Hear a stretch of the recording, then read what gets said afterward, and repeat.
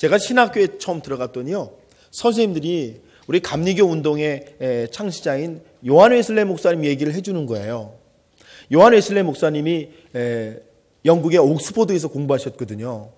지적으로 굉장히 뛰어난 분이에요. 근데 이분이 이제 공부를 마치고 미국 조지아주에 있는 인디안 선교를 나가게 됩니다. 근데 인디안 선교를 나가서 2년 동안 정말 단 한 명의 영혼도 구원해내지 못했다고 그래요. 그렇게 공부 많이 하고 그렇게 훈련했는데, 그렇게 기도 많이 하고 그렇게 열심히 했는데 한 명의 영혼도 구원해내지 못한 거예요. 우리를 메소디스트라고 그러지 않습니까? 감리교 교도들을 메소디스트라고 부르는 게 뭐냐면 훈련받았다, 참 성실하다, 철저하다, 이런 여러 가지 의미가 들어있는 거예요. 존 웨슬리, 요한 웨슬리가 그렇게 살았기 때문에 우리 아예 교파의 이름이 그래요. 그런데도 한 명도 전도하지 못한 거예요. 한 사람의 영혼도 바꾸지 못한 겁니다. 낙담했습니다. 아, 실패했구나. 그래서 2년 만에 조지아 선교를 마치고 영국으로 귀환을 하게 돼요. 영국으로 배를 타고 돌아오게 되는데 그 배가 풍랑을 만나가지고 그냥 쪼개질 것 같은 거예요. 배가 곧 뒤집어질 것 같이 엄청난 풍랑을 만났습니다. 요한 웨슬레 목사님 너무나 두려운 거예요. 생전 처음 그렇게 죽음의 위협 앞에 선 적이 없었는데 너무너무 두려워가지고 자기는 막 벌벌벌 떨면서 이거 어떻게 하면 좋을까 그러고 있는데요. 가만히 보니까 배 갑판에서 몇 사람이 동그랗게 앉아가지고 그들이 찬송을 부르고 있는 거예요. 그들이 거기서 너무나 평안하게 기도하고 있는 거예요. 존 웨슬레이 목사님 너무나 그게 신기해가지고 가서 물었습니다. 당신들 두렵지 않습니까? 당신들 무섭지 않습니까? 배가 곧 뒤집히려고 그러는데 당신들 두렵지 않습니까? 이렇게 물었습니다. 근데 그들이 요한 웨슬레이 목사님에게 대답하기를 이렇게 대답을 했다고 그래요. 당신은 왜 두렵습니까? 당신은 왜 두렵습니까? 그들의 그 물음이 요한 웨슬레이 목사님에게 큰 도전을 줍니다. 나는 왜 두려운가? 저들은 왜 두렵지 않고 나는 왜 두려운가? 저들은 풍랑이 일어도 하나님 바라보니까 찬송이 나오고 기도가 나오는데 나는 풍랑을 바라보니까 두렵기만 하구나라는 걸 깨달아요. 그래서 요한 웨슬레이 목사님이 그 배에서 깨달은 게 뭐냐면 내가 조지아 선교를 2년 동안 했는데 실패한 것은 내 이성적인 머리로 내 죽은 믿음으로 그들의 영혼을 움직일 수 없었기 때문이구나라는 사실을 요한 웨슬레이 목사님이 깨닫게 됐던 것이죠. 여러분 어떻게 보느냐? 여러분과 제가 믿음을 가진 하나님의 사람들인데 과연 우리는 우리의 삶에서 우리의 인생 한가운데서 하나님이 주신 믿음의 눈으로 보고 있느냐? 이것을 묻고 계시는 것이 다니엘서의 말씀이 되시는 줄로 믿습니다. 그래서 여러분 오늘 이 말씀을 제가 여러분과 같이 말씀을 통해서 하나씩 나눠가면서 다니엘이 어떻게 그렇게 믿음의 삶을 살아낼 수 있었고 다니엘이 오늘 우리에게 보여주는 그 모습이 뭔가 함께 한번 살펴보려고 그래요. 여러분 가장 먼저 여러분과 나누고 싶은 것은 믿음의 눈을 열어주시는 하나님에 대한 말씀입니다. 오늘 말씀 9장 2절 말씀을 우리 함께 보겠습니다. 앞에 화면에 말씀이 나옵니다. 자, 우리 함께 9장 2절 말씀 같이 읽도록 하겠습니다. 시작. 곧 그 통치 원년에 나 다니엘이 책을 통해 여호와께서 말씀으로 선지자 예레미야에게 알려주신 그 연수를 깨달았나니 곧 예루살렘의 황폐함이 70년 만에 그치리라 하신 것이니라. 아멘. 뭐라고 그러는 거예요? 다니엘이요. 여러분 지금 다리오 왕이잖아요. 그러니까 여러분 다리오는 고레스의 손자거든요. 근데 다리오 왕 원년에 성경을 펴서 읽어봤더니 예레미야서에, 여러분 예레미야는 이스라엘이 망하기 전에 활동했던 선지자잖아요. 근데 예레미야서에 뭐라고 써있냐면 이스라엘의 이 포로 생활이 몇 년이 될 거라고요? 70년이 될 거라고 써있다고 하는 것을 여러분 다니엘이 보게 됐어요. 깜짝 놀랄 말씀이죠. 성경에 이미 하나님께서 선지자를 통하여 그렇게 그 기간에 대해, 고통받는 기간에 대해서, 인생이 흔들리는 기간에 대해서, 너희들이 고통받는 그런 시간에 대해서 하나님께서 이미 말씀을 해놓으신 거예요. 다니엘이 그 성경 읽고 크게 깨닫습니다. 아, 이 모든 것이 하나님의 계획 안에 계시는 일이었구나. 내가 몰랐지. 내가 믿음의 눈이 없어서 몰랐지. 내가 정말 영적인 지식이 없어서 알지 못했지 이 모든 일은 하나님이 하시는 일이셨구나라는 사실을 다니엘이 깨닫게 되는 것입니다. 여러분, 믿음은 내가 갖는 것이 아니라 하나님이 나에게 주시는 것인 것을 여러분께서 깨닫게 되시기를 바랍니다. 하나님이 여러분과 저의 눈을 열어주시는 거예요. 하나님이 여러분과 저에게 하나님의 일들에 대해서 알려주시는 거예요. 그럴 때 우리는 믿음이라고 하는 것을 갖게 된다고 하는 것이죠. 다니엘이 70년의 비밀을 알게 된 다음에 여러분, 다니엘은 큰 변화를 경험하게 됩니다. 사실 여러분과 제가 아시는 것처럼 바벨론이 아수르를 멸망시키고 바벨론이 이제 제국을 이루었을 때 사실은 그 나라가 영원할 줄 알았잖아요. 그 나라에 멸망당하고 포로로 끌려온 이스라엘 사람들도 희망을 잃었다고요. 왜요? 이 나라가 너무나 강성해. 너무나 대단해. 야, 우리의 포로 생활은 끝나지 않겠구나라고 생각했다는 것입니다. 그런데 여러분, 하나님의 계획은 그렇지 않았죠. 하나님이 70년이다라고 말씀을 하시는 거예요. 왜 그랬습니까? 더 강력한 페르시아 제국이 일어나서 그 바벨론을 무너뜨렸기 때문이죠. 그래서 이 페르시아 제국의 왕이었던 고레스가 바벨론을 무너뜨린 다음에 어떤 칙령을 내립니까? 모든 노예들, 모든 포로민들 다 자기들 고향으로 돌아가라. 그래서 70년 만에 있을 수도 없었고 기대하지도 않았던 그 포로로의 해방이 여러분 이스라엘 민족에게서 일어나게 됐던 것이죠. 성경에 이 말씀이 그렇게 탁 쓰여 있는데 여러분, 최근까지도 많은 학자들이 이거는 있을 수 없는 일이라고 비평을 해왔었습니다. 왜 그렇습니까? 고대 제국들이 노예 제도를 근간으로 해서 제국을 이루는 게 고대 제국 아니에요. 여러분, 지금 이게 바벨론, 페르시아 제국 얘기인데 그 다음에 나타나는 그리스 제국, 그 다음에 나타나는 로마 제국까지 노예 제도가 없어지지 않잖아요. 고대 제국은 다 노예 제도를 근간으로 해서 제국을 이루는 거니까 그렇잖아요. 그런데 성경에 여러분 고레스가 왕이 돼서 이스라엘 백성들을 다 해방시켰다. 그러니까 세상학자들이 이거는 실제로 일어난 일이 아니라 이거는 그냥 몇 명의 노예를 해방했다는 얘기고 실제로 그런 일이 일어날 수도 없는 것이고 사회학적으로 봐도 제국의 역사를 봐도 그런 일은 있을 수가 없다라는 얘기를 하는 거예요. 여러분들 중에도 그렇게 생각하시는 분들이 있을 수 있습니다. 그저 성경이 만들어낸 얘기, 그냥 이스라엘 사람들이 그냥 자기들이 믿음으로 고백한 얘기지 그게 뭐 진짜 그렇겠어 이렇게 생각하는 사람들이 있는 거죠. 그런데 여러분, 제가 사진 하나 보여드리려고 그래요. 여러분 사진 보이시죠? 원통형으로 이렇게 생겼기 때문에 이거를 고레스의 원통, 영어로는 사이러스 실린더라고 부르는 원통이 고고학적으로 발견됐어요. 이 원통에는 뭐가 쓰였냐면 고레스 왕이 평생에 이렇게 일을 한 고레스의 치적에 대해서 다 옛날 고대 문자로 기록되어 있는 이 원통입니다. 원통에 이게 동그랗게 다 기록이 되어 있어요. 근데 여기에 보면 이 원통에 뭐라고 기록되어 있냐면 고레스가 왕이 되자마자 모든 포로민들, 모든 노예들, 모든 사람들을 본국으로 귀환하라고 하는 명령을 내렸다라고 하는 고레스 칙령이 이 고레스의 원통에 기록이 되어 있어요.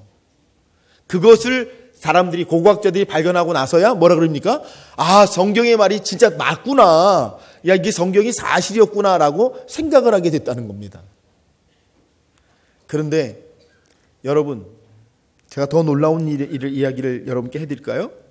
성경을 읽으신 분들은 아시지만 페르시아의 이 고레스가 바벨론을 점령할 때 바벨론을 쳐들어가서 보니까 바벨론 성을 도대체 무너뜨릴 수가 없는 천혜의 요새라는 걸 알게 됐어요.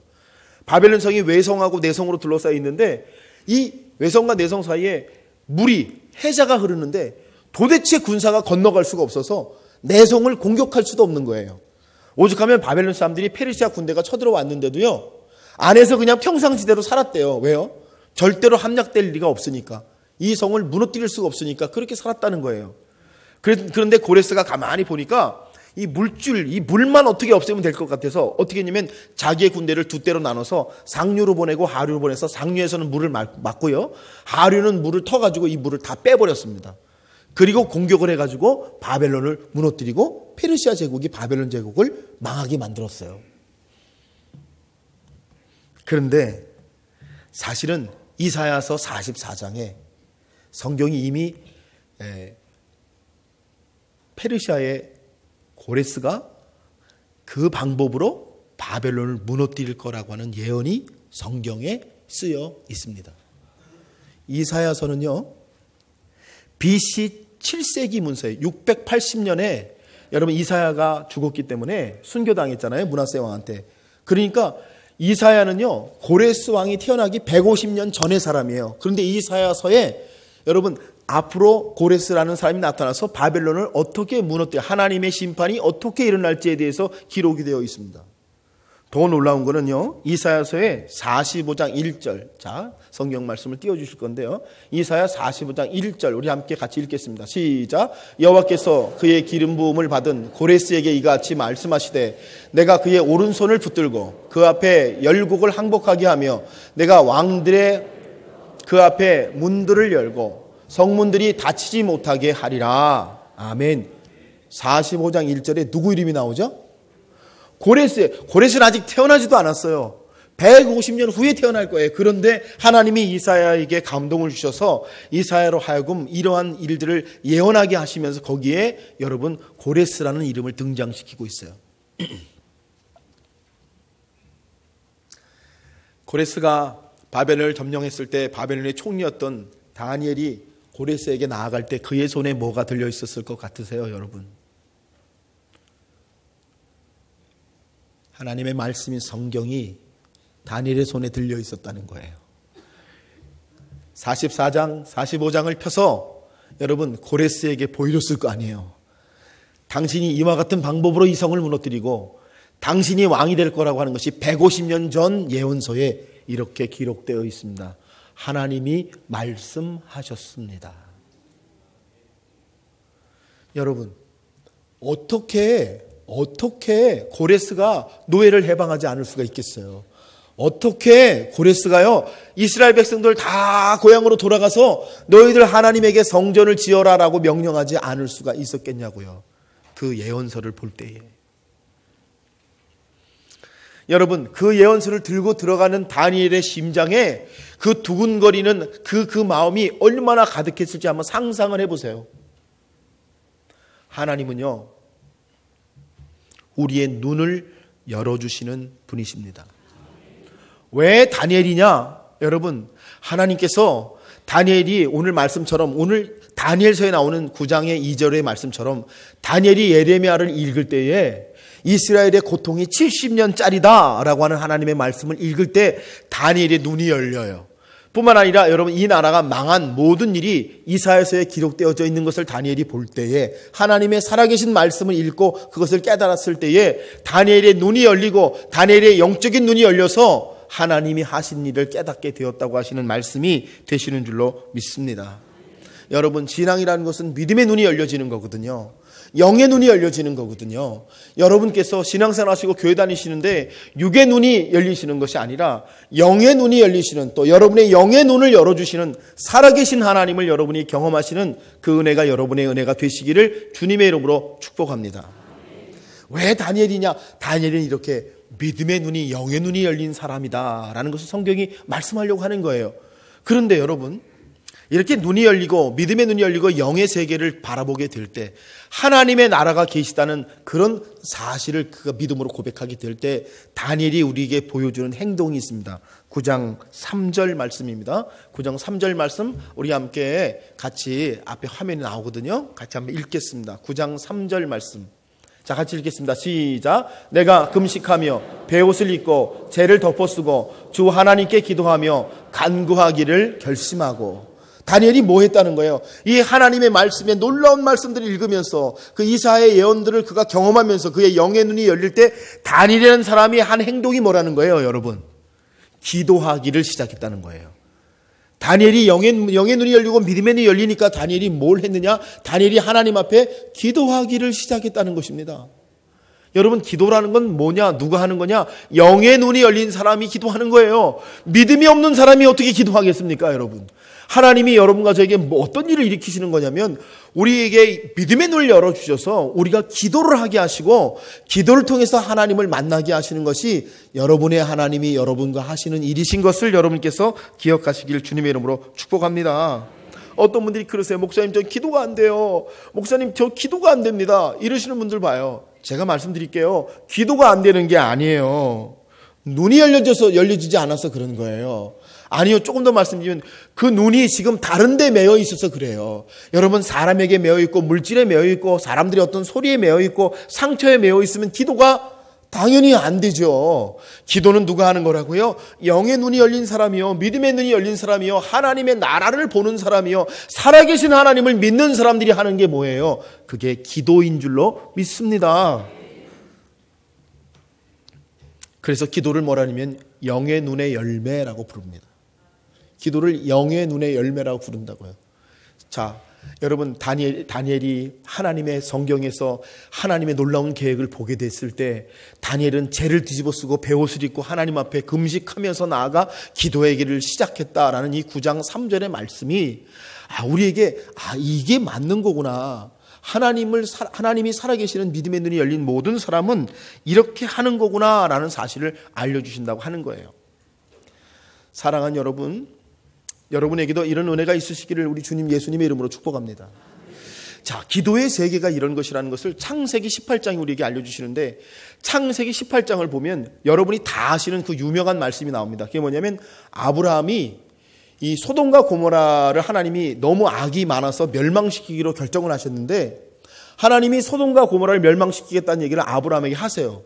그러니까 아브라함이 창세기 18장 23절에 그 유명한 기도를 하나님께 드립니다. 그 기도가 뭐냐면, 하나님, 어떻게 의인을 악인과 함께 멸하려고 하시나이까? 라는 기도예요. 하나님, 어떻게 의인을, 차디크라고 그러죠. 하나님과의 관계에 있어서 태도가 올바른 사람을 의인이라고 하는 거거든요. 근데 의인이 있는데 어떻게 하나님 의인들을 악인과 함께 멸하려고 하십니까? 아브라함이 하나님께 이렇게 딱 기도를 하죠. 그래서 하나님과 아브라함이 협상을 하잖아요. 여러분 아시다시피 의인 50명이 있는데 멸하시겠습니까? 하나님이 아브라함하고 대화하시는데 6번이나 바꾸셔요. 그래서 의인 10명만 있어도 내가 멸하지 않겠다라고 하는 하나님 앞에 기도하는 그 기도가 창세기 18장 23절이에요. 그런데 여러분, 아브라함이 어떻게 그런 기도를 감히 하나님 앞에 드리죠?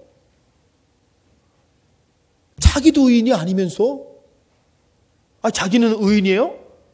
아내를 여러분 누이라고 속여서 2번이나 남자의 침소에 들여버리는 사람이 자기는 의인이에요. 근데 어떻게 하나님 앞에 그런 기도를 하죠? 하나님, 의인이 그 롯도 의인이 아닐 확률이 굉장히 많은데 의인이 어디 있다고 여러분 소돔과 고모라를 놓고 하나님께 기도하면서 의인이 10명만 있으면 하나님 어떻게 악인하고 같이 멸하시겠습니까? 라고 그런 기도를 드리죠.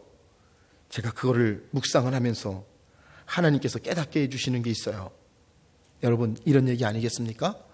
아브라함이 하나님께 이렇게 기도하는 거예요. 하나님, 제 말 좀 들어주세요.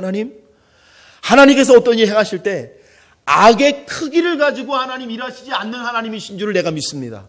하나님, 악의 크기가 아니라 의의 크기를 가지고 일하시는 하나님이 내 하나님 아니십니까? 이 고백이에요, 이 고백. 여러분, 하나님이 어떤 일을 행하신데 여러분과 제가 만난 하나님이 악의 크기를 보시고 어떤 성읍을 멸하려고 하시는 하나님이 아니라 의의 크기를 가지고 멸하시는 하나님이 되셔야 맞대는 거예요. 여러분, 여러분과 제가 만난 예수 그리스도의 복음이 뭐예요? 우리가 얼마나 죄인이에요? 우리에게 의로운 것이 여러분 뭐가 있습니까? 그런데 예수님이 여러분과 저를요 사랑해 주셨어요. 우리 안에 있는 작은 이 악과는 비교될 수 없는 이 작은 선함 하나 보시고, 우리 안에 있는 그 조그만 열심 하나 보시고, 우리 안에 있는 그 정말 티끌과 같은 선함 하나를 보시고, 그래서 여러분 천국의 비유가 뭐예요? 겨자씨만한 믿음이 있어도 천국의 주인이 된다고 그러시잖아요. 여러분, 하나님은 우리를 어떻게 모아주시는 거예요? 우리의 악의 크기가 아니라 우리 안에 있는 작은 선의 크기를 가지고 우리를 사랑해 주시고 붙잡아 주시고 인도해 주시고 역사해 주시는 하나님이 되시는 줄로 믿습니다. 이게 예수 그리스도의 복음이잖아요. 그래서 그 예수 그리스도의 복음을 만난 사람마다 어떻게 돼요? 나는 너무나 죄가 큰데 하나님이 내 조그만 의를 보고 나를 이렇게 사랑해 주시니까, 하나님, 내가 어떻게 그 사랑을 받고 다시 죄를 짓고 살겠어요? 하나님, 나 하나님의 사람으로 살아보겠습니다 라고 하는 믿음의 결단들이 하나님의 사랑을 만난 사람들마다 일어나는 거 아니겠냐는 거예요.